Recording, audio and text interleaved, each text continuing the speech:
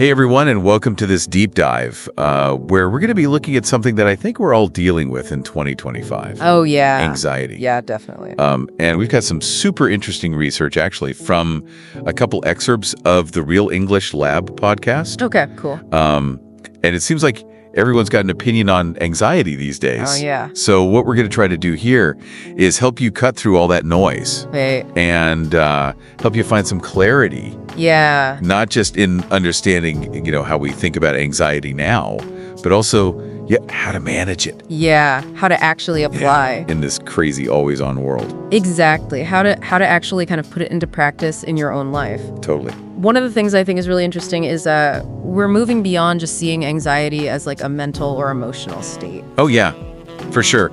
Like, I was reading about how gut health and sleep are factors. Right. But the one that really got me was this link between screen time and anxiety. Yeah, that's a big one, isn't it? Yeah. There was some research actually from the University of California that found that reducing screen time by just 20% can be as effective as medication in reducing anxiety symptoms. Wow, 20%. I mean, we all know that, spending hours scrolling can't be good for us. Yeah. But to have that kind of impact, that's huge. It's massive, yeah. And I think it comes down to how our brains are wired, Yeah. That constant stimulation from our devices, it keeps us in this heightened state of arousal. Right? Which basically floods our system with stress hormones. Yeah. And that disrupts our sleep. It messes with our hormones and it primes our brains for anxiety. Oh, so it's like our brains never get a break. Yeah, they don't get a chance to kind of switch off and rest. Right. So it's not just what we're seeing on the screens. It's just the constant bombardment, like the actual... It's the stimulation itself. Yeah. Yeah. That's doing a number on us. I think that's where, all these digital detox trends kind of make sense. Right. It's not just about relaxing, it's about giving our brains a chance to reset. Right. And find a healthier kind of equilibrium. I'm starting to feel a little anxious just thinking about all the time I spend on screens. Well, that's the first step, right? Sure. Becoming aware of our digital habits. Right. And I think it's important to remember that technology is not inherently bad.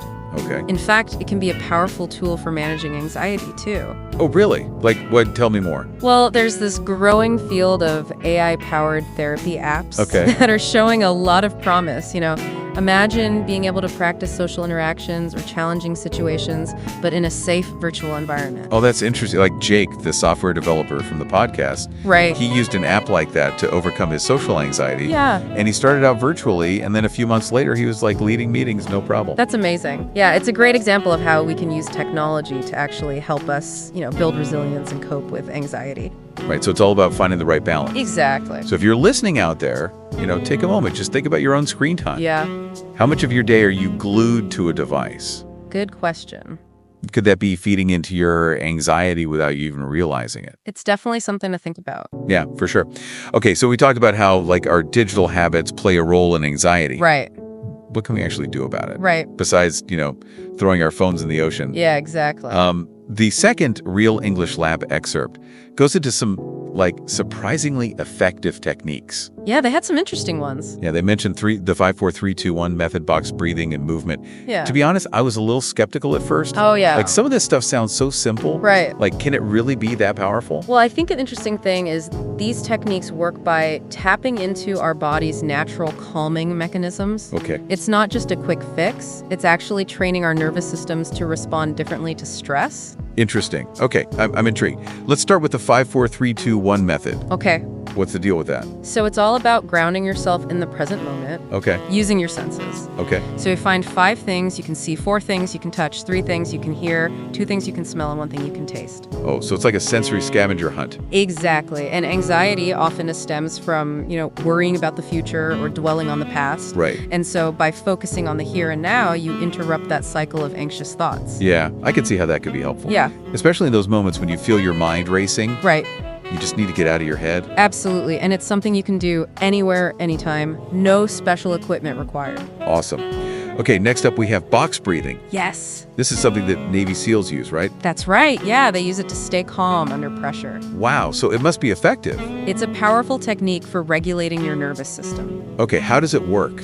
So you breathe in for 4 seconds, hold for 4 seconds, breathe out for 4 seconds, and hold again for 4 seconds. That sounds pretty simple. It is, yeah. I'm guessing there's more to it than just counting to 4. There's a lot going on behind the scenes. So by controlling your breath in this way, you're actually stimulating the vagus nerve. The vagus nerve. Yeah, which runs from your brain all the way down to your abdomen. Okay. And it's a key player in our parasympathetic nervous system, which is the system that's responsible for rest and relaxation. Okay. So by activating the vagus nerve through box breathing, you're basically sending a signal to your body to chill out. Oh, so it's like hitting the off switch on that fight or flight response. Exactly. And it only takes a few minutes to start feeling the effects. Okay. I'll have to try that next time I'm stuck in traffic. Yeah, it's a good one for that.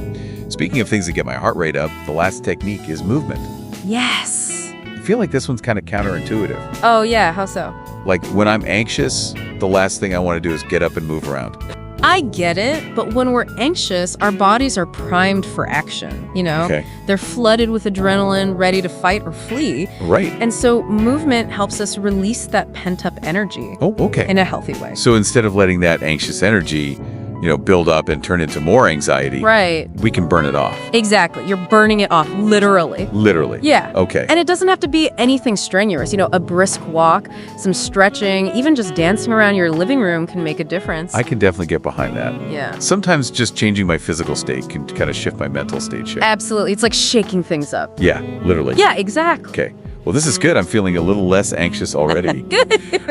So the key takeaway here is that we have multiple tools at our disposal for managing anxiety. Right. And the good news is they're simple, they're accessible, and they're free. Exactly. Anyone can do them. Wow. So we've got all these tools, from like digital detoxes to breathing exercises to just getting our bodies moving. Yeah. It's like building a whole anxiety-fighting arsenal.